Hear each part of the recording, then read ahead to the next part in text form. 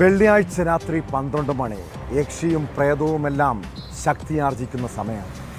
പഴയ മുത്തശ്ശി കഥകളിലെ ചില കഥാപാത്രങ്ങളുണ്ട്. നമ്മളെ ഭീതിയുടെ മുൾമുനയിൽ നിർത്തിയ ആ കുട്ടിക്കാലം ഇപ്പോഴും ഓർമ്മ കാണും പലർക്കും.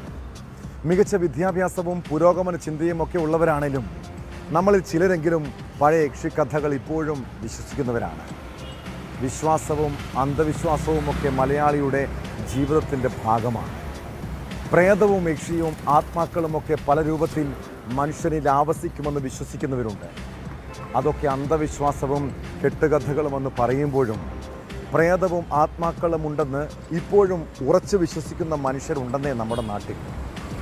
കോട്ടയം തിരുവഞ്ചൂരിൽ പ്രേതബാധ ഒഴിപ്പിക്കാനെന്ന പേരിൽ നവവധുവിനെ ആഭിചാരക്രിയ നടത്തി മാനസികവും ശാരീരികവുമായി പീഡിപ്പിച്ചത് 10 മണിക്കൂറോളമാണ്.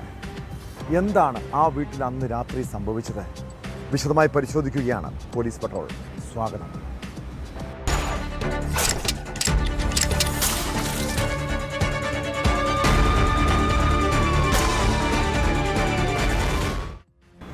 രണ്ടാഴ്ച മുൻപ് നടന്ന പ്രണയവിവാഹം. കല്യാണം രജിസ്റ്റർ ചെയ്യാനുള്ള സമയം പോലും ആയിട്ടില്ല.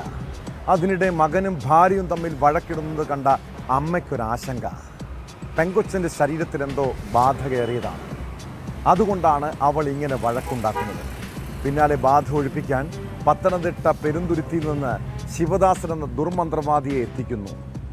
വിവാഹത്തോടനുബന്ധിച്ച് ചെയ്യേണ്ട പൂജകളെന്ന് നവവധുവിനെ പറഞ്ഞ് ധരിപ്പിച്ചു. മദ്യവും ബെറ്റയും പാസ്റ്റും കൊണ്ടാണ് മന്ത്രവാദി വന്നത്. പൂജയ്ക്ക് കബഡിക്ക് പകരം ബാത്റൂമിലെ ടൈലുകൾ. ആദ്യം യുവതിയുടെ കാലിൽ ചുവന്ന പട്ട് കെട്ടി, തുടർന്ന് മുടി മുറിച്ചു. പിന്നീട് മദ്യം നൽകിയ ശേഷം ദേഹത്ത് പൊള്ളലേൽപ്പിച്ചു.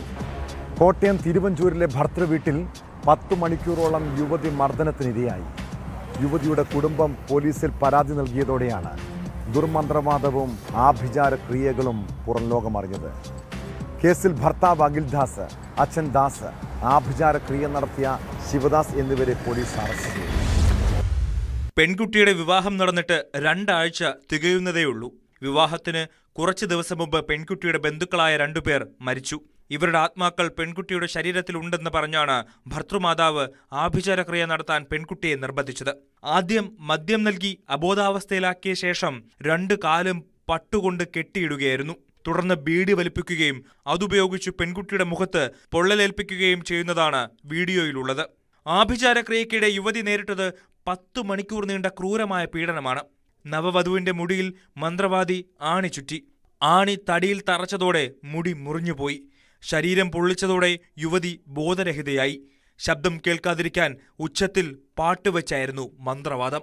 രാവിലെ 11 മുതൽ രാത്രി 9 മണിവരെ നീണ്ട ആഭിചാരക്രിയകളാണ് നടത്തിയത്. പെൺകുട്ടിയുടെ കാൽ കെട്ടിയിട്ട് മുടി മുറിച്ചു. ഭർത്താവിന്റെ സഹോദരിയാണ് ദൃശ്യങ്ങൾ പകർത്തിയത്. ഈ ദൃശ്യങ്ങൾ കണ്ടെടുത്ത് പരിശോധിച്ചപ്പോഴാണ് പീഡനത്തിനിരയായ യുവതിയുടെ കാലിൽ ചുവന്ന പട്ട് കെട്ടിയിരിക്കുന്നതായും ആഭിചാരക്രിയകൾ നടത്തിയതായും കണ്ടെത്തിയത്. ക്രൂരമായ പീഡനങ്ങൾക്കാണ് താൻ ഇരയായതെന്ന് പെൺകുട്ടി പറഞ്ഞു. എന്റെ ദേഹത്ത് ബാധയുണ്ട്, കാര്യങ്ങളുണ്ടെന്നാണ് പറഞ്ഞത്. എന്റെ അമ്മയുടെ ചേച്ചിയുടെ ബാധയുണ്ടെന്നാണ് ഇവര് പറഞ്ഞത്. ഇവരെന്നെ കൊണ്ട് കള്ളു കുടിപ്പിച്ചെന്ന് ഇവര് പറഞ്ഞു, മദ്യപിച്ച് ബീഡി വലിപ്പിച്ചെന്ന് പറഞ്ഞു. ഇവരൊക്കെ അങ്ങനെയാ പറഞ്ഞു. എനിക്ക് ആ സമയത്ത് ആ പട്ട് കെട്ടി കഴിഞ്ഞപ്പോൾ എന്താ ശരീരത്തിൽ എന്തോ പോലെ തോന്നി കഴിഞ്ഞപ്പം എനിക്ക് എന്നെ സംഭവിച്ചെന്ന് എനിക്ക് പിന്നെ അറിയത്തില്ല. ഒരു 12 മണിയായി കാണും എൻ്റെ ദേഹത്ത് പൂജ തുടങ്ങിയിട്ട്. അത് കഴിഞ്ഞത് 2 മണിയൊക്കെ ആയി കഴിഞ്ഞു. കേസിൽ ഭർത്താവും ഭർത്തൃപിതാവും അടക്കം 3 പേരെ പോലീസ് അറസ്റ്റ് ചെയ്തു.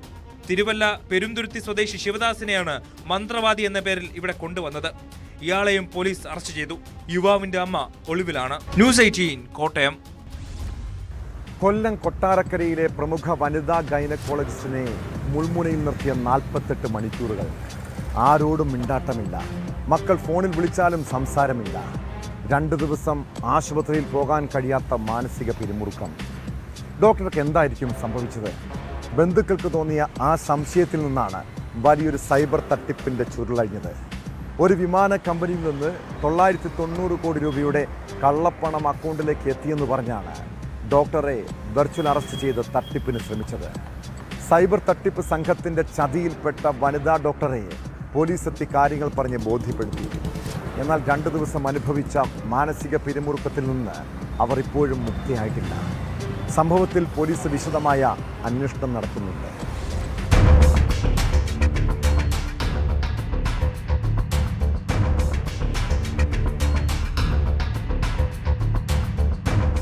മുംബൈയിലെ CBI ഓഫീസിൽ നിന്നാണെന്ന പേരിൽ എത്തിയ ഫോൺ കോളിലൂടെയാണ് തട്ടിപ്പ് ആരംഭിച്ചത്.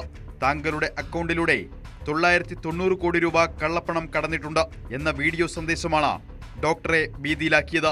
വീട് വിട്ട് എങ്ങും പോകാൻ പാടില്ലെന്നും മുഴുവൻ സമയവും വീഡിയോ നിരീക്ഷണത്തിൽ ഇരിക്കണമെന്നും സംഘം നിർദ്ദേശിച്ചു. CBI മുദ്രയുള്ള വ്യാജ ഫോറങ്ങളും ഫോണിലേക്ക് അയച്ചതോടെ ഡോക്ടർ വിശ്വസിച്ചുപോയി. 2 ദിവസം ആശുപത്രിയിൽ എത്താതിരിക്കുകയും മക്കളുടെ വിളികൾക്കും പ്രതികരിക്കാതിരിക്കുകയും ചെയ്തതോടെ സംശയം ശക്തമായി.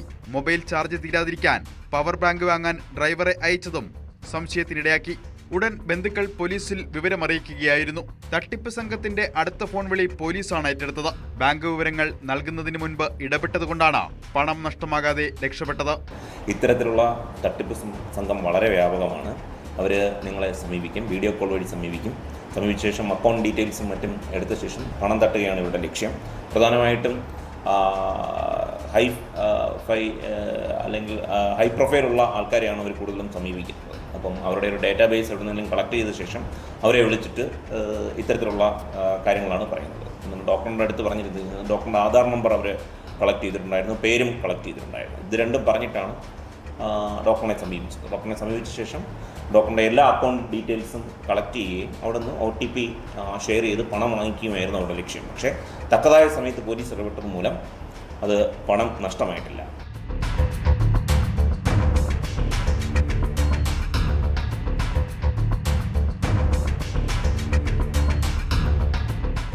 ന്യൂസ് 18 കൊട്ടാരക്കര. IS ഭീകരനും സീരിയൽ റേപ്പിസ്റ്റും സ്വർണ്ണക്കൊള്ള സംഘത്തിൻ്റെ തലവനും ഉൾപ്പെടെ കഴിയുന്ന ബംഗളൂരു പരപ്പന അഗ്രഹാര ജയിൽ രാജ്യത്തെ അതിസുരക്ഷാ ജയിലുകളിലൊന്ന്. എന്നാൽ ഇവിടെ കൊടും കുറ്റവാളികളായ പ്രതികൾക്ക് സുഖജീവിതമാണ്. TVയും മൊബൈൽ ഫോണും ഉൾപ്പെടെ ഉപയോഗിക്കാൻ സൗകര്യം. ഉമേഷ് റെഡ്ഡി എന്ന സീരിയൽ കില്ലർ ഉപയോഗിക്കുന്നത് 2 ആൻഡ്രോയിഡ് ഫോണുകൾ. ജയിലിലെ സെല്ലിൽ കുറ്റവാളികൾ പാകം ചെയ്യുന്നതിൻ്റെയും മൊബൈൽ ഉപയോഗിക്കുന്നതിൻ്റെയും ദൃശ്യങ്ങൾ കണ്ടതോടെയാണ് തടവുകാർക്ക് ലഭിക്കുന്ന VIP പരിഗണന പുറം ലോകം അറിഞ്ഞത്. സംഭവം വിവാദമായതോടെ കർണാടക ജയിൽ വകുപ്പ് അന്വേഷണം പ്രഖ്യാപിച്ചു.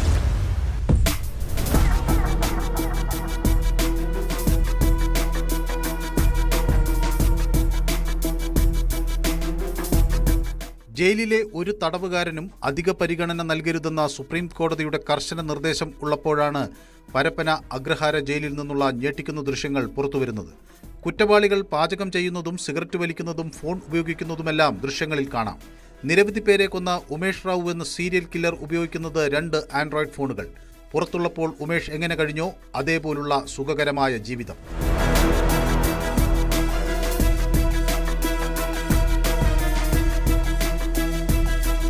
കൊടും കുറ്റവാളികളെ പാർപ്പിച്ചിരിക്കുന്ന പരപ്പന അഗ്രഹാര ജയിൽ തടവ് പുള്ളികൾക്ക് സ്വർഗ്ഗതുല്യം.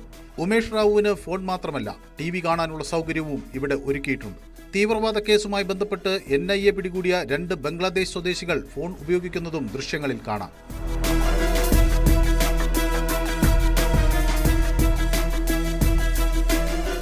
ആരാധകനെ കൊലപ്പെടുത്തിയ കേസിൽ വിചാരണ തടവുകാരനായ ദർശൻ പുൽത്തകിടിയിൽ സിഗരറ്റ് വലിച്ച് കാപ്പിയും കുടിച്ചിരിക്കുന്ന ചിത്രം നേരത്തെ പുറത്തു വന്നിരുന്നു.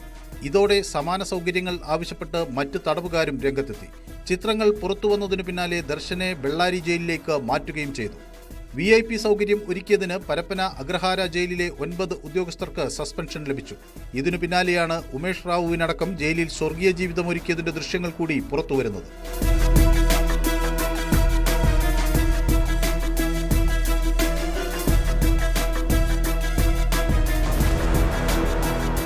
ന്യൂസ് 18 ബംഗളൂരു. കോഴിക്കോട് ഓമശ്ശേരി സ്വദേശി മുഹമ്മദിന് ആ ദിവസങ്ങളെക്കുറിച്ച് ഓർക്കുന്നത് പോലും വല്ലാത്ത മാനസിക പ്രയാസമാണ്. ഹൃദ്രോഗവും വൃക്ക സംബന്ധമായ അസുഖങ്ങളും അലട്ടുന്ന സമയം. അതിനിടെ ഒരു വനിതാ ഡോക്ടർ നൽകിയ പീഡന പരാതിയിൽ 4 ദിവസത്തോളം ജയിൽവാസം. മുഹമ്മദിൻ്റെ കുടുംബം അന്ന് അനുഭവിച്ച വേദനയും സങ്കടവും ആർക്കും പറഞ്ഞാൽ മനസ്സിലാകില്ല. പീഡനക്കേസ് പ്രതിയുടെ വീട്ടുകാരെ സമൂഹം പോലും ഒറ്റപ്പെടുത്തി. കുറ്റവരും നാട്ടുകാരും ഇല്ലാത്ത സ്ഥിതിയാണ്. എന്നാൽ ജയിലിൽ നിന്ന് പുറത്തിറങ്ങിയ ശേഷം മുഹമ്മദും കുടുംബവും നിരപരാധിത്വം തെളിയിക്കാനുള്ള നിയമ പോരാട്ടത്തിലാണ്. ഡോക്ടർ നൽകിയ പീഡന പരാതി വ്യാജമെന്നാണ് കുടുംബത്തിൻ്റെ ആരോപണം.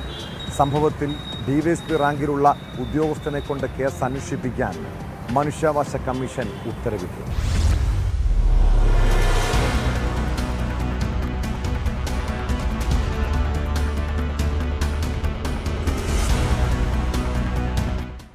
2024 ജനുവരി 16-നാണ് കേസിനാസ്പദമായ സംഭവം നടക്കുന്നത്.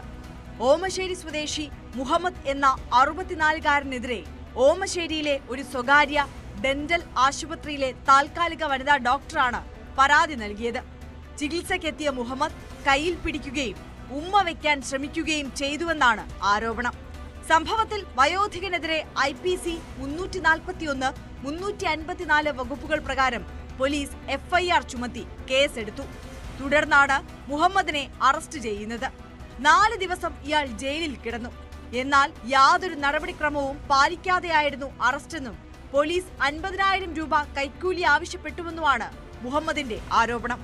അവർക്കാണ് കൊടുത്ത പൈസ കുറഞ്ഞു പോകുക എന്തോ ചെയ്തിട്ട് ചെറിയ പൈസ കൊടുത്ത് അവർ വിചാരിച്ച പൈസ ഒന്നും കൊടുത്തില്ല. അപ്പോൾ അങ്ങനെ ക്ലിനിക്ക് നാട്ടിക്കാനുള്ള അങ്ങനെ എന്തോ ആണെന്ന് എൻ്റെ ഒരു അവിടെ അങ്ങനെ ഒരു സംഭവം ഉണ്ടായില്ല. തൊട്ടടുത്ത് മുത്തൂറ്റ് ബാങ്ക് ഉണ്ട്, സർവീസ് സഹകരണ മറ്റേ ബാങ്ക് ഉണ്ട്, മെല്ലോ ബോട്ടിക്കിൻ്റെ മറ്റേതുണ്ട്, മുൻസാപ്പുണ്ട്, ഇതൊക്കെ ഉണ്ട്. അവിടെ 100 കണക്കിന് ആൾക്കാരുണ്ട്, ക്യാമറയുണ്ട്. അതിൻ്റെ അകത്തില്ല എന്നായിരുന്നു. അവരാരും ഒരു സാക്ഷിയോ വക്കീലോ ഒന്നും ഒരു ഇതാക്കിയില്ല, ഒരാരും കണ്ടിട്ടുമില്ല. അങ്ങനത്തെ ഒരു സംഭവം അവിടെ നടന്നിട്ടുമില്ല. വനിതാ ഡോക്ടറുടെ പരാതി അടിസ്ഥാനരഹിതമാണെന്നാണ് മുഹമ്മദിന്റെ വാദം. സത്യം തെളിയിക്കാൻ ഏതറ്റം വരെയും പോകുമെന്ന് മുഹമ്മദിന്റെ മകൻ ജംഷീർ പറഞ്ഞു. ഈ കേസ് FIR ഇടുന്നത് 1/20-നാണ്. 1/40-നാണ് അറസ്റ്റ് രേഖപ്പെടുത്തുന്നത്. അപ്പോൾ അതൊക്കെ സ്പീഡാക്കി നടന്ന് റിമാൻഡ് റിപ്പോർട്ട് തയ്യാറാക്കി. റിമാൻഡ് റിപ്പോർട്ടിൽ വ്യക്തമായ തെളിവുകളുണ്ടെന്നും സാക്ഷിമൊഴികളുണ്ടെന്നും കോടതിയെ തെറ്റിദ്ധരിപ്പിച്ച് റിമാൻഡ് റിപ്പോർട്ട് തയ്യാറാക്കി ജയിലിലേക്കാക്കി. ജയിലിൽ നിന്ന് പുറത്തിറങ്ങി വാപ്പ നേരെ പോയി ഹൃദ്രോഗിയായിട്ടുള്ള ഹൃദയ സംബന്ധമായിട്ട് അസുഖമുള്ള വാപ്പ സ്ഥിരമായി കഴിക്കുന്ന മരുന്ന് മുടങ്ങിയത് കൊണ്ട് ഡയാലിസിസിലേക്ക് നീങ്ങേണ്ടി വന്നു. ഹൃദ്രോഗവും വൃക്ക സംബന്ധമായ അസുഖങ്ങളും കാരണം ബുദ്ധിമുട്ടുന്ന മുഹമ്മദിന്റെ അറസ്റ്റിനെതിരെ കുടുംബം സമർപ്പിച്ച പരാതിയുടെ അടിസ്ഥാനത്തിലാണ് DYSP റാങ്കിലുള്ള ഉദ്യോഗസ്ഥനെ കൊണ്ട് കേസ് അന്വേഷിപ്പിക്കാൻ മനുഷ്യാവകാശ കമ്മീഷൻ ഉത്തരവിട്ടത്. ഇതോടെ സത്യാവസ്ഥ പുറത്തുവരുമെന്ന പ്രതീക്ഷയിലാണ് കുടുംബം.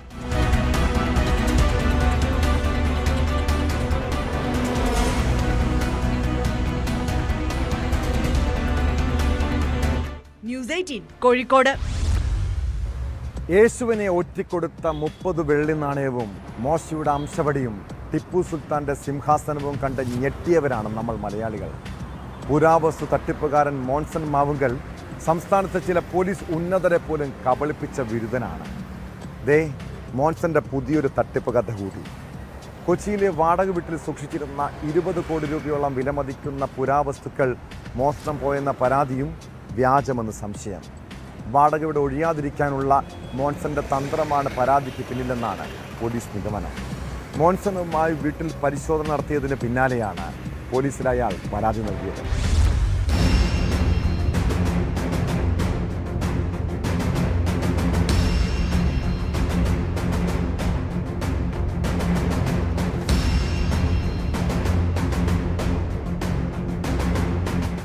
മോശയുടെ അംശവടി അടക്കമുള്ള തട്ടിപ്പ് സാധനങ്ങളൊക്കെ മോൻസൺ മാവുങ്കൽ സൂക്ഷിച്ചിരുന്നത് കലൂരിലെ വാടക വീട്ടിലാണ്. ഈ വീട് ക്രൈംബ്രാഞ്ചിന്റെ കസ്റ്റഡിയിലിരിക്കെ സ്വർണ്ണ ഖുറാൻ, വാച്ചുകളടക്കം 20 കോടിയുടെ വസ്തുക്കൾ മോഷണം പോയെന്നാണ് പരാതി. ഇന്നലെ മോൻസണുമായി വീട്ടിൽ പരിശോധന നടത്തിയതിന് പിന്നാലെയാണ് പരാതി വ്യാജമാണെന്ന നിഗമനത്തിലേക്ക് നോർത്ത് പോലീസ് എത്തിയത്. വീട് ഒഴിയുന്നതുമായി ബന്ധപ്പെട്ട് മോൻസണും വീട്ടുടമയും തമ്മിൽ തർക്കം നിലനിന്നിരുന്നു. കഴിഞ്ഞ മാർച്ചിൽ വീട് ഒഴിയണമെന്നായിരുന്നു വീട്ടുടമയുടെ ആവശ്യം. വസ്തുക്കൾ മറ്റെവിടെയും മാറ്റാൻ കഴിയാത്ത സാഹചര്യത്തിൽ വാടക വീട് ഒഴിയാതിരിക്കാനാണ് മോൻസൺ വ്യാജ പരാതി ഉന്നയിച്ചതെന്നാണ് പോലീസിന്റെ സംശയം. മാർച്ചിൽ വീട് ഒഴിയണമെന്ന് വീട്ടുടമ ആവശ്യപ്പെട്ടെങ്കിലും ഒഴിഞ്ഞില്ല. കഴിഞ്ഞ ദിവസമാണ് മോൻസൺ കൊച്ചി കലൂരിൽ ക്രൈംബ്രാഞ്ച് കസ്റ്റഡിയിലുള്ള വീട്ടിൽ മോഷണം നടന്നെന്ന് പരാതി ഉന്നയിച്ചത്. കഴിഞ്ഞ വർഷവും മോൻസൺ മോഷണ പരാതി നൽകിയിരുന്നു. സാമ്പത്തിക തട്ടിപ്പ് കേസിൽ ജയിലിൽ കഴിയുന്ന മോൻസൺ മാവുങ്കൽ പരോളിൽ വീട്ടിലെത്തിയപ്പോഴാണ് മോഷണം നടന്നതറിഞ്ഞത്. പുരാവസ്തു ശേഖരത്തിലുള്ള പല വസ്തുക്കളും അതിപുരാതനവും കോടിക്കണക്കിന് രൂപയുടെ ആസ്തിയുമുള്ളതാണെന്നും പ്രചരിപ്പിച്ചായിരുന്നു തട്ടിപ്പ്. ടിപ്പു സുൽത്താന്റെ സിംഹാസനം, മൈസൂർ കൊട്ടാരത്തിന്റെ ആധാരം, ബൈബിളിൽ പറയുന്ന മോശയുടെ അംശവടി, തിരുവിതാംകൂർ രാജാവിന്റെ ഇരിപ്പിടം, ആദ്യത്തെ ഗ്രാമഫോൺ തുടങ്ങിയ പുരാവസ്തുക്കൾ തന്റെ കൈവശമുണ്ടെന്നും മോൻസൺ മാവുങ്കൽ അവകാശപ്പെട്ടിരുന്നു. എന്നാൽ ടിപ്പുവിന്റെ സിംഹാസനം എന്ന് അവകാശപ്പെട്ടത് ചേർത്തലയിലെ ആശാരി വ്യാജമായി നിർമ്മിച്ചതാണെന്ന് ക്രൈംബ്രാഞ്ച് സംഘം കണ്ടെത്തിയിരുന്നു.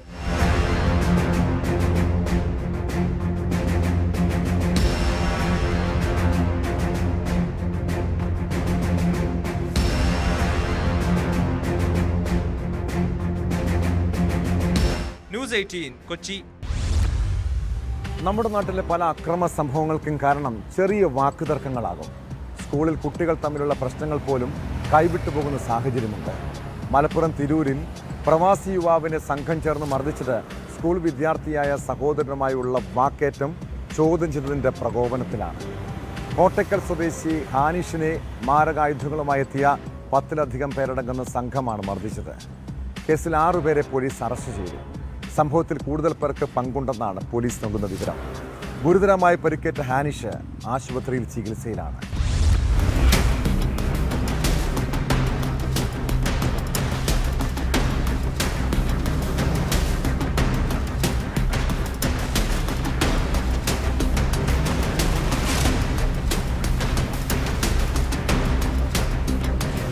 കോട്ടക്കൽ പറപ്പൂർ സ്വദേശിയായ ഹാനിഷിനെ 10ലധികം പേരടങ്ങുന്ന സംഘം മാരകായുധങ്ങളുമായാണ് ക്രൂരമായി മർദ്ദിച്ചത്. അക്രമി സംഘം ഹാനിഷിന്റെ സഹോദരനുമായി സ്കൂൾ വിട്ടു വരുന്നതിനിടെ വാക്കേറ്റമുണ്ടായിരുന്നു. ഇത് ചോദ്യം ചെയ്തതിനാണ് ഹാനിഷിനെ സംഘം ചേർന്ന് മർദ്ദിച്ചത്.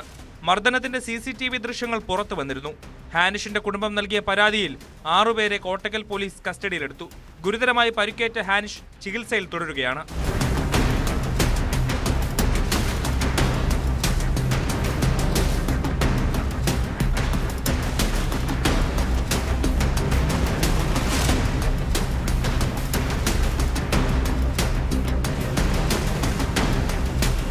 ഹാനിഷിന്റെ സഹോദരനും അക്രമി സംഘവുമായുണ്ടായ വഴക്കും തർക്കവും അതിരുവിട്ടതോടെ സഹോദരൻ ഹാനിഷിനെ വിവരമറിയിച്ചു. തുടർന്ന് ഹാനിഷ് ഇത് ചോദ്യം ചെയ്യുന്നതിനിടെ സംഘം മാരകായുധങ്ങളുമായി ഹാനിഷിനെ ആക്രമിക്കുകയായിരുന്നു. ഹാനിഷിന്റെ തലയ്ക്കും ആന്തരിക അവയവങ്ങൾക്കുമാണ് ഗുരുതരമായി പരിക്കേറ്റത്. സംഭവത്തിൽ കൂടുതൽ പ്രതികൾ ഉൾപ്പെട്ടതായും ഇനിയും അറസ്റ്റ് നടക്കാൻ സാധ്യതയുണ്ടെന്നും പോലീസ് അറിയിച്ചു. കേസിൽ ഉൾപ്പെട്ട മറ്റു പ്രതികൾക്കായി അന്വേഷണം ഊർജിതമാക്കിയതായി കോട്ടക്കൽ പോലീസ് അറിയിച്ചു.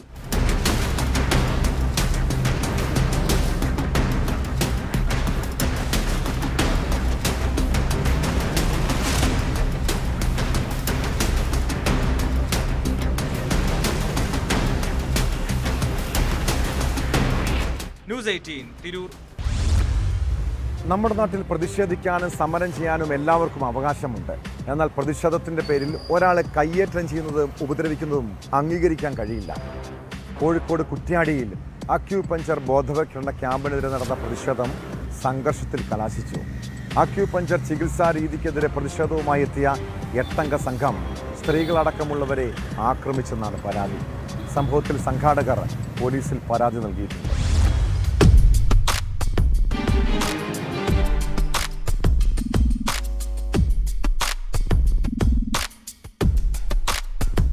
കോഴിക്കോട് കുറ്റ്യാടിയിൽ നടന്ന അക്യൂപഞ്ചേഴ്സ് ബോധവൽക്കരണത്തിനിടെയായിരുന്നു ആക്രമണം. അക്യൂപഞ്ചേഴ്സ് പ്രാക്ടീഷണേഴ്സ് അസോസിയേഷന്റെ നേതൃത്വത്തിൽ നടന്ന പരിപാടിയിലേക്ക് ഒരു സംഘം ആക്രമണം നടത്തുകയായിരുന്നു. രജിസ്ട്രേഷൻ കൗണ്ടർ തകർത്ത് മുന്നോട്ട് നീങ്ങിയ 8ഓളം പേരടങ്ങുന്ന സംഘം ചികിത്സ നടത്തുന്നവർക്ക് നേരെ തിരിഞ്ഞു. കസേര എടുത്തായിരുന്നു സ്ത്രീകളെ മർദ്ദിച്ചതെന്നാണ് പരാതി. കുറ്റ്യാടി സ്വദേശിനിയും ചികിത്സകയുമായ ഫെമിനയ്ക്ക് ആക്രമണത്തിൽ സാരമായി പരിക്കേറ്റു.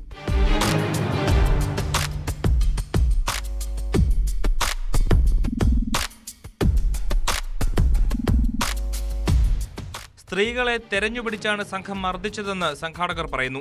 പലരുടെയും കൈകാലുകൾ തല്ലിച്ചതച്ചു. പരിക്കേറ്റവരെ കുറ്റ്യാടിയിലെ ഗവൺമെന്റ് ആശുപത്രിയിൽ പ്രവേശിപ്പിച്ചു. സംഭവത്തിന് ശേഷം അക്രമി സംഘം സ്ഥലം വിടുകയും ചെയ്തു. അക്രമികൾക്കെതിരെ പോലീസ് ശക്തമായ നടപടി സ്വീകരിക്കണമെന്നാണ് സംഘാടകരുടെ ആവശ്യം.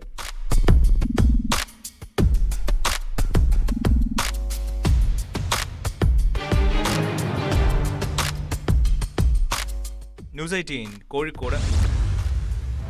നമ്മുടെ നാട്ടിലുണ്ടാകുന്ന ചില അക്രമ സംഭവങ്ങളെക്കുറിച്ച് കേട്ടാൽ ട്രെയിനുകളിൽ യാത്ര ചെയ്യാൻ തന്നെ പേടി തോന്നും. ക്രിമിനലുകളും മദ്യപ സംഘവും ഭീതി പരത്തുന്നു. അതിനിടെ ജീവനക്കാരുടെ അതിക്രമവും.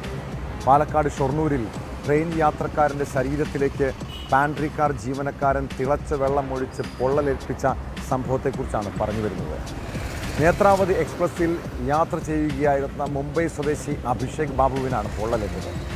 സംഭവത്തിൽ പാൻട്രി കാർ മാനേജരായ ഉത്തർപ്രദേശ് സ്വദേശി രാഘവേന്ദ്ര സിംഗിനെ ഷൊർണൂർ റെയിൽവേ പോലീസ് അറസ്റ്റ് ചെയ്തു.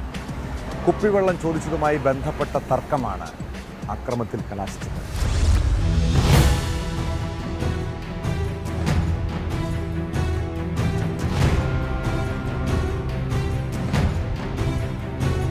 തിരുവനന്തപുരത്തേക്ക് വരുന്ന നേത്രാവതി എക്സ്പ്രസിലാണ് മുംബൈയിൽ നിന്നും അശീഷ്, അനീഷ്, കിഷൻ, തേജസ്, സീതേഷ്, അഭിഷേക് ബാബു എന്ന 6 യുവാക്കൾ തൃശൂർ തൃപ്രയാറുള്ള ഹാഷിമിന്റെ വീട്ടിലേക്ക് യാത്ര തിരിച്ചത്.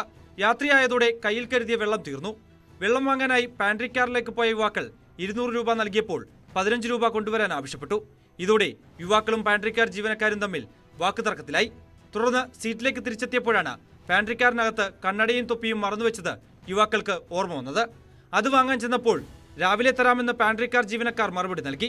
തുടർന്ന് വെള്ളിയാഴ്ച രാവിലെ 10 മണിയോടെ വീണ്ടും കണ്ണടയും തൊപ്പിയും ആവശ്യപ്പെട്ട് ചെന്നപ്പോൾ പാൻട്രി കാർ ജീവനക്കാരനായ രാഘവേന്ദ്ര സിംഗ് സ്റ്റീൽ ബക്കറ്റിൽ തിളച്ച വെള്ളമെടുത്ത് അഭിഷേക് ബാബുവിന്റെ ശരീരത്തിലേക്ക് ഒഴുകിയായിരുന്നു.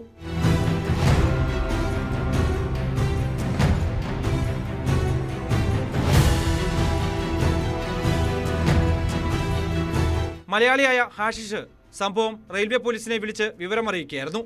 തുടർന്ന് ട്രെയിൻ തൃശൂരിലെത്തിയപ്പോൾ പാൻട്രി കാർ ജീവനക്കാരനെ റെയിൽവേ പോലീസ് പിടികൂടി. മുതുകിനും കാലിനും പൊള്ളലേറ്റ അഭിഷേക് ബാബുവിനെ സുഹൃത്തുക്കളും റെയിൽവേ പോലീസും ചേർന്ന് തൃശൂരിലെ സ്വകാര്യ ആശുപത്രിയിൽ പ്രവേശിപ്പിച്ചു. അറസ്റ്റ് ചെയ്ത രാഘവേന്ദ്ര സിംഗിനെ കോടതിയിൽ ഹാജരാക്കി റിമാൻഡ് ചെയ്തു.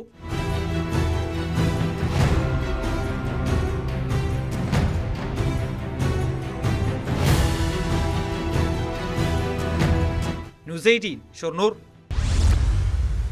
നമ്മുടെ വീട്ടിലോ കടയിലോ ഒരു മോഷ്ടാവെത്തി മുളകുപൊടി എറിഞ്ഞ് ഭീകരാന്തരീക്ഷം സൃഷ്ടിച്ചാൽ ആരും ഒന്ന് പകച്ചു പോകുമല്ലേ? എന്നാൽ അഹമ്മദാബാദിലെ ഒരു ജ്വല്ലറി ഉടമ മോഷ്ടാവിനെ കൈകാര്യം ചെയ്ത രീതി ഒന്ന് കാണണം. ജ്വല്ലറിയിൽ കയറി മുളകുപൊടി എറിഞ്ഞ് മോഷണം നടത്താനുള്ള യുവതിയുടെ ശ്രമം ഉടമയുടെ മനോധൈര്യം കൊണ്ട് പരാജയപ്പെട്ടു. കടയുടമ യുവതിയെ പൊതിരെ തല്ലി കീഴ്പ്പെടുത്തിയതോടെയാണ് മോഷണശ്രമം വിഫലമായത്. സ്വർണം നഷ്ടപ്പെടാതിരുന്നതിനാൽ ജ്വല്ലറി ഉടമ ആദ്യം പോലീസിൽ പരാതി ഒന്നും നൽകിയില്ല. എന്നാൽ ദൃശ്യം വ്യാപകമായി പ്രചരിച്ചതോടെ യുവതിയെ കണ്ടെത്താനുള്ള ശ്രമത്തിലാണ് പോലീസ്.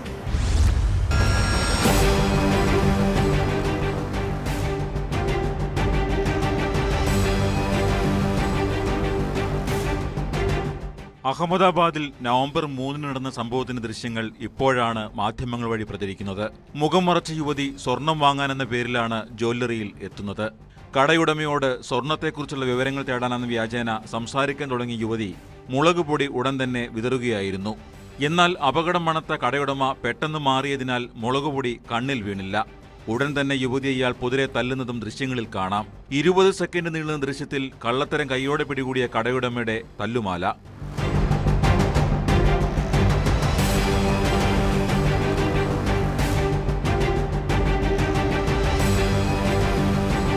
തല്ല് കിട്ടാൻ തുടങ്ങിയതോടെ ആദ്യം അമ്പരന്ന യുവതി ഉടൻ തന്നെ ജീവനും കൊണ്ട് രക്ഷപ്പെട്ടു. സ്വർണം പോകാത്തതിനാലും കള്ളിയെ കൈകാര്യം ചെയ്തതിനാലും കടയുടമ പോലീസിൽ പരാതി നൽകിയില്ല. എന്നാൽ ദൃശ്യം വ്യാപകമായി പ്രചരിച്ചതോടെ യുവതിയെ കണ്ടെത്താനുള്ള ശ്രമത്തിലാണ് പോലീസ്.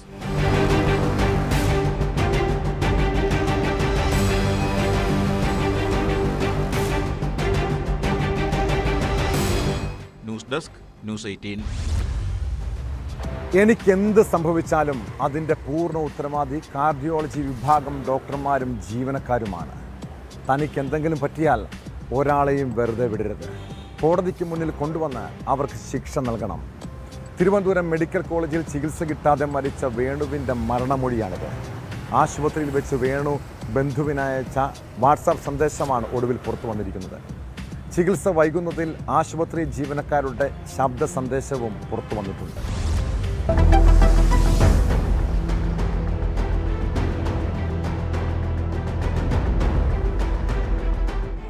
ആൻജിയോഗ്രാം ചെയ്യുന്നവരുടെ ലിസ്റ്റ് ഹാളിൽ വന്ന് അറിയിച്ചപ്പോഴും എൻ്റെ പേര് മാത്രം അതിനകത്തില്ല.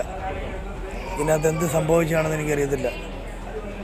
എനിക്ക് ഈ സമയം മുതൽ എനിക്കെന്ത് ശാരീരികാവസ്ഥയും എനിക്കെന്ത് ജീവനപാതയും സംഭവിച്ചാൽ പോലും ഇതിൻ്റെ എല്ലാം പൂർണ്ണ ഉത്തരവാദി തിരുവനന്തപുരം മെഡിക്കൽ കോളേജിലെ കാർഡിയോളജി വിഭാഗത്തിൽപ്പെട്ട ഡോക്ടേഴ്സും ജോലിക്കാരുമാണ് ഞാൻ ഇതിലൂടെ ഉറപ്പ് നൽകുകയാണ്. മരിക്കുന്നതിന് മണിക്കൂറുകൾക്ക് മുൻപ് തന്റെ ആരോഗ്യനിലയെക്കുറിച്ച് ആശങ്ക പ്രകടിപ്പിച്ചാണ് വേണു ഈ ഓഡിയോ സന്ദേശം അയച്ചത്. തനിക്ക് എന്തെങ്കിലും സംഭവിച്ചാൽ ഉത്തരവാദിത്തം ആശുപത്രി ഏൽക്കുമോ എന്നും കുടുംബത്തിനുണ്ടാകുന്ന നഷ്ടം അവർക്ക് നികത്താനാകുമോ എന്നും വേദന സഹിക്കവയ്യാതെ വേണു ചോദിക്കുന്നു. ഈ ആരോഗ്യാവസ്ഥ ഇപ്പം നിലവിൽ എൻ്റെ ഈ ആരോഗ്യാവസ്ഥയിൽ എന്തെങ്കിലും ഒരു വഷളം അല്ലെങ്കിൽ എന്തെങ്കിലും ഒരു പോരായ്മ ഉണ്ടെങ്കിൽ അവർക്ക് എന്താ ചെയ്യാൻ പറ്റും? എൻ്റെ കുടുംബത്തിനുണ്ടാകുന്ന നഷ്ടം ഇവരൊക്കെ ഉണ്ടാവുമോ? ഇവരുടെ ഉദാസീനത ഉണ്ടാവുമോ? നികത്താനും എന്തൊരു മര്യാദയില്ലാത്ത ഇടപെടിയില്ല രണ്ടാമത് കാണിക്കുന്നത്. ഒരു സാധാരണക്കാരന്റെ ആശ്രമമായി തീരേണ്ട ഒരു അതിരല്ലേ. ആശ്രയം തേടി വരുന്ന സാധാരണക്കാരോട് ഇങ്ങനെ മര്യാദകേട് കാണിക്കാമോ എന്നും വേണു പറയുന്നുണ്ട്. 5 ദിവസമായിട്ടും ആൻജിയോഗ്രാം അടിയന്തരമായി ചെയ്യാത്തതിന്റെ കാരണം ചോദിച്ചപ്പോൾ ആശുപത്രിയിൽ നിന്നുള്ള മറുപടിയും ഇപ്പോൾ പുറത്തു വന്നിട്ടുണ്ട്. ഡോക്ടർമാർ തിരക്കിലാണെന്നും പുതിയ ലിസ്റ്റ് വന്നാൽ മാത്രമേ കൂടുതൽ ചികിത്സ നടത്താൻ കഴിയൂ എന്നുമാണ് ആശുപത്രിയിൽ നിന്നും പറഞ്ഞത്. സാർ വിളിച്ച് ചോദിച്ചിട്ടുണ്ടായിരുന്നു. അപ്പോൾ സിസ്റ്റർ ജി പറഞ്ഞതെന്ന് വെച്ചാൽ ഇതൊരിക്കലും ലിസ്റ്റ് കിട്ടിയിട്ടില്ല. ലിസ്റ്റ് കിട്ടിയാലേ പേരുണ്ടോ ഇല്ലേന്ന് അറിയാൻ പറ്റത്തുള്ളൂ. പിന്നെ ആണെങ്കിൽ ഡോക്ടേഴ്സെല്ലാം ഇപ്പോൾ വേറെ പ്രൊസീജിയേഴ്സിലാണ്. അപ്പോൾ ഇനി 1.5 മണിക്കൂർ കഴിഞ്ഞിട്ടേ ലിസ്റ്റ് കിട്ടത്തുള്ളൂ. എന്നാലേ ബാക്കി ഇനി അതിന്റെ കാരണം അറിയാൻ പറ്റത്തുള്ളൂ എന്ന് പറഞ്ഞത്. ഇതോടെ തിരുവനന്തപുരം മെഡിക്കൽ കോളേജ് വരുത്തിയ വീഴ്ചയുടെ കൂടുതൽ തെളിവുകളാണ് പുറത്തു വന്നിരിക്കുന്നത്.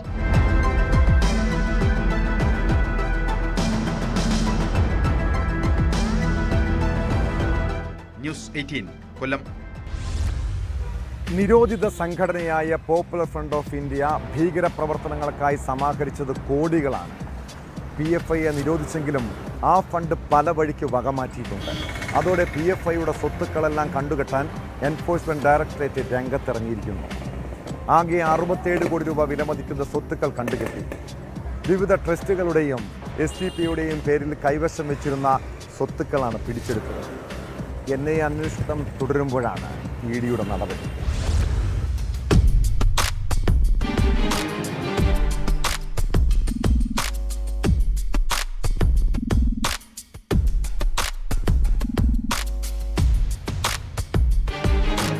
പന്തളത്തെ എഡ്യൂക്കേഷൻ ആൻഡ് കൾച്ചറൽ ട്രസ്റ്റ്, വയനാട്ടിലെ ഇസ്ലാമിക് സെന്റർ ട്രസ്റ്റ്, ആലുവയിലെ Periyar valley charitable trust, Palakkad Valluvanadan trust, Alappuzha social cultural and educational trust, Malappuram Poovanchina Haritham foundation അടക്കമുള്ള സ്വത്തുക്കളാണ് കണ്ടുകെട്ടിയത്.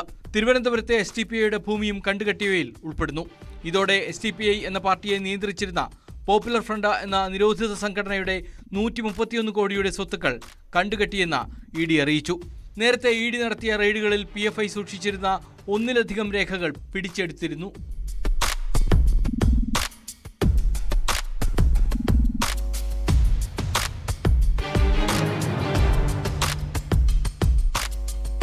നേരത്തെ 61 കോടി 98 ലക്ഷം രൂപയുടെ സ്ഥാവര ജംഗമ സ്വത്തുക്കൾ ED കണ്ടുകെട്ടിയിരുന്നു. ഈ കേസിൽ ഇപ്പോൾ ആകെ 129 കോടി രൂപയാണ് കണ്ടുകെട്ടിയത്. SDPIക്ക് വേണ്ടിയും സ്വന്തമായും PFI നടത്തിയ ചെലവുകൾ ഡയറികളിൽ രഹസ്യമായി സൂക്ഷിച്ചിട്ടുണ്ടെന്നും ബാങ്ക് അക്കൗണ്ടുകളിൽ പ്രതിഫലിച്ചിട്ടില്ലെന്നും അന്വേഷണത്തിൽ കണ്ടെത്തിയെന്ന് ED വ്യക്തമാക്കി. ഇന്ത്യയിൽ ഉടനീളം തീവ്രവാദ പ്രവർത്തനങ്ങൾ നടത്തുന്നതിനും ധനസഹായം നൽകുന്നതിനുമായി PFIയുടെ ഭാരവാഹികളും അംഗങ്ങളും കേഡറുകളും ഇന്ത്യക്കകത്തും പുറത്തുനിന്ന് ബാങ്കിംഗ് മാർഗങ്ങൾ, ഹവാല, സംഭാവനകൾ മുതലായവ വഴി ഗൂഢാലോചന നടത്തുകയും ഫണ്ട് ശേഖരിക്കുകയും ചെയ്യുന്നുണ്ടെന്ന് അന്വേഷണത്തിൽ കണ്ടെത്തിയെന്ന് ED അറിയിച്ചു.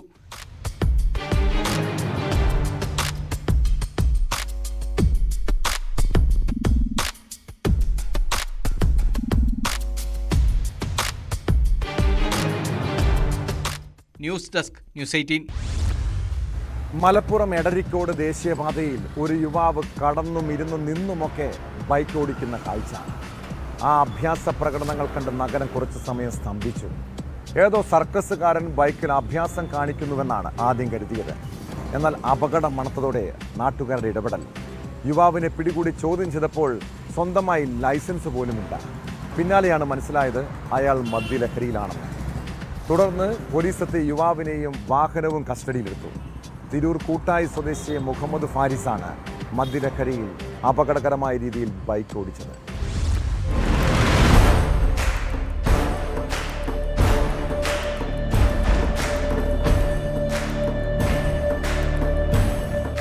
മോട്ടോർ വാഹന വകുപ്പിന്റെയും പോലീസിന്റെയും നടപടികൾക്കിടയിലും നടുറോഡിൽ അഭ്യാസങ്ങൾ പതിവായിരിക്കുകയാണ്. മലപ്പുറം എടരിക്കോട് ദേശീയപാതയിൽ എടരിക്കോട് മുതൽ കക്കാട് വരെയാണ് മുഹമ്മദ് ഹാരിസ് അതിസാഹസികമായി ബൈക്ക് ഓടിച്ചത്. മദ്യലഹരിയിൽ ഇയാൾ ബുള്ളറ്റിൽ പോകുന്നത് നാട്ടുകാർ മൊബൈലിൽ പകർത്തി.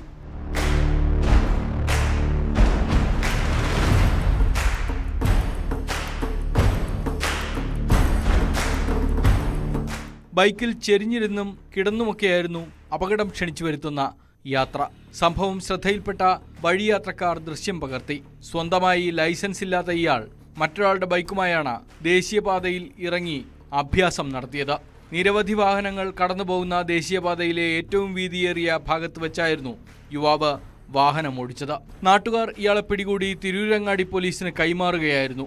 വാഹനത്തോടൊപ്പം യുവാവിനെ കസ്റ്റഡിയിലെടുത്ത പോലീസ് ശക്തമായ നടപടി സ്വീകരിക്കുമെന്ന് അറിയിച്ചു. പ്രദേശത്ത് പോലീസ് നിരീക്ഷണം ശക്തമാക്കാനും ക്യാമറയുടെ പ്രവർത്തനം ഉറപ്പാക്കാനും തീരുമാനിച്ചിട്ടുണ്ട്.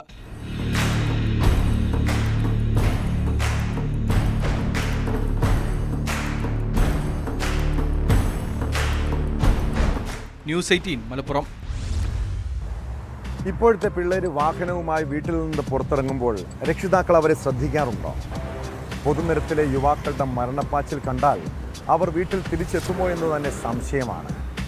കൊല്ലം തിരുമംഗലം ദേശീയപാതയിൽ മദ്യലഹരിയിൽ കാർ ഓടിച്ച യുവാക്കൾ അപകട പരമ്പരയാണ് സൃഷ്ടിച്ചത്.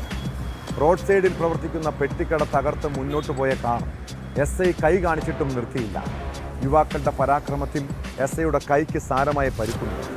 ഒടുവിൽ മദ്യലഹരിയിൽ കാർ ഓടിച്ച 2 അംഗ സംഘത്തെ പോലീസ് അറസ്റ്റ്.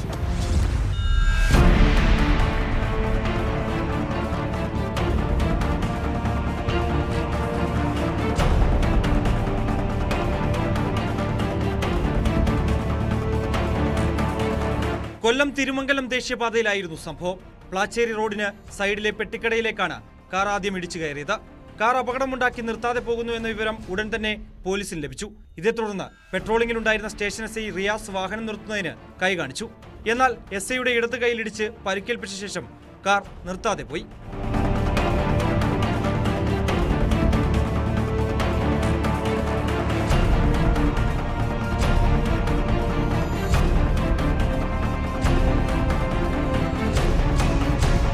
കാർ പിന്തുടർന്ന പോലീസ് ഐക്കരക്കോണം ഭാഗത്തു നിന്നാണ് പിടികൂടിയത്. കാറിലുണ്ടായിരുന്ന കാരിയറ സ്വദേശികളായ ഷമീർ, ഷംനാദ് എന്നിവരെ കസ്റ്റഡിയിലെടുത്തു. പ്രതികൾ മദ്യലഹരിയിലാണ് വാഹനം ഓടിച്ചതെന്ന് പോലീസ് പറയുന്നു. ഷമീറിനെയും ഷംനാദിനെയും പുനലൂർ കോടതിയിൽ ഹാജരാക്കി റിമാൻഡ് ചെയ്തു. പരിക്കേറ്റ SI റിയാസ് പുനലൂർ താലൂക്ക് ആശുപത്രിയിൽ പ്രാഥമിക ശുശ്രൂഷ തേടി.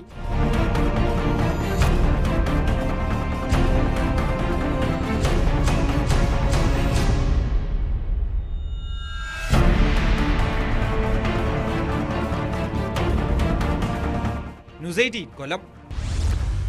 കൊടും കുറ്റവാളി ബാലമുരുകൻ വിയ്യൂർ ജയിലിന് സമീപത്തു നിന്നും രക്ഷപ്പെട്ട് തമിഴ്നാട്ടിലെത്തിയതായി കണ്ടെത്തൽ. കേരള പോലീസും തമിഴ്നാട് Q ബ്രാഞ്ചും അന്വേഷണം നടത്തുമ്പോൾ ബാലമുരുകൻ ഭാര്യയെ ഫോണിൽ വിളിച്ചതായി വിവരം. രാമേശ്വരം അടക്കമുള്ള സ്ഥലങ്ങളിൽ അന്വേഷണ സംഘം ഇയാൾക്ക് വേണ്ടി തിരച്ചിൽ നടത്തുകയാണ്. കഴിഞ്ഞ തിങ്കളാഴ്ചയാണ് ബാലമുരുകൻ തമിഴ്നാട് പോലീസിന്റെ കസ്റ്റഡിയിൽ നിന്നും രക്ഷപ്പെട്ടത്. ഇയാളുടെ ഭാര്യയും അടുത്ത ബന്ധുക്കളും തമിഴ്നാട് Q ബ്രാഞ്ചിന്റെ നിരീക്ഷണത്തിലാണ്. പ്രതിയെ ഉടൻ പിടികൂടാൻ കഴിയുമെന്നാണ് പ്രതീക്ഷ.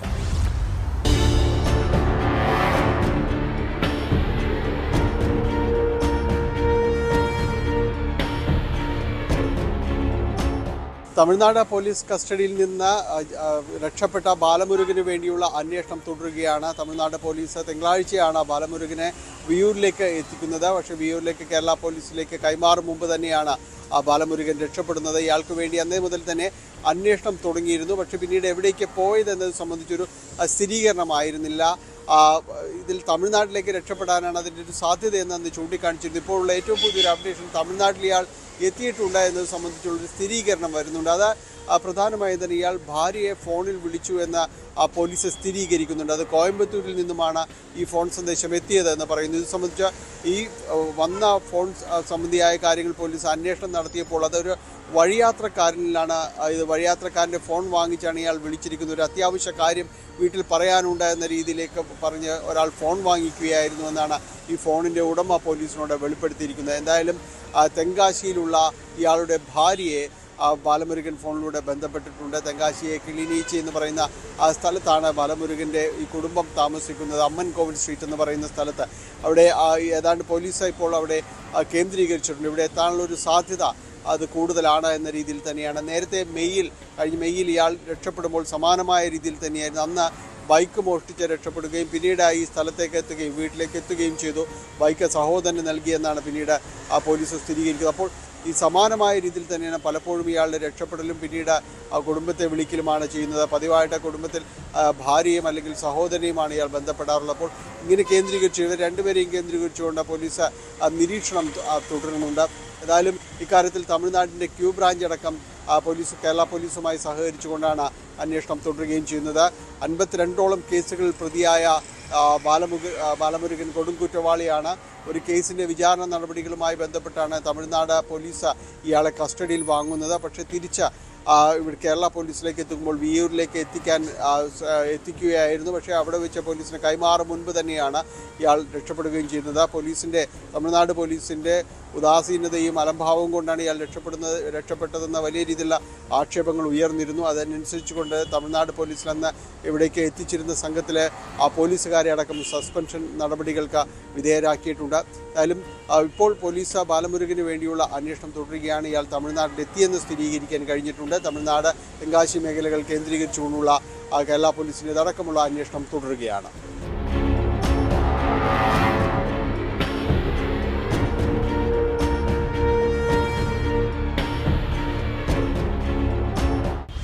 ഓരോ ആരാധനാലയങ്ങൾക്കും അതിൻ്റെതായ പവിത്രതയും വിശുദ്ധിയുമുണ്ട്. പ്രത്യേകിച്ച് ശബരിമല, ഗുരുവായൂർ പോലുള്ള ക്ഷേത്രങ്ങളിൽ എത്തുന്ന എല്ലാവർക്കും അവിടുത്തെ ആചാരാനുഷ്ഠാനങ്ങൾ ബാധകമാണ്. റീൽസ് ചിത്രീകരിക്കാനോ ഷൂട്ടിംഗ് നടത്താനോ ഉള്ള ഇടമല്ല ഇതുപോലുള്ള ആരാധനാലയങ്ങളെന്ന് നമ്മൾ മനസ്സിലാക്കണം. ഗുരുവായൂർ ക്ഷേത്ര പരിസരത്ത് നിയമം ലംഘിച്ച് റീൽസ് ചിത്രീകരണം നടത്തിയ സംഭവം അതീവ ഗൗരവമുള്ളതാണ്. ഹൈക്കോടതി ഉത്തരവ് ലംഘിച്ച് വീഡിയോ ചിത്രീകരിച്ച സംഭവത്തിൽ ജസ്ന സലീമിനെതിരെ പോലീസ് കേസെടുത്തു. ജസ്നയുടെ ഉൾപ്പെടെ 2 ഇൻസ്റ്റഗ്രാം അക്കൗണ്ടുകൾക്കെതിരെ ഗുരുവായൂർ ദേവസ്വം നൽകിയ പരാതിയിലാണ് നടപടി.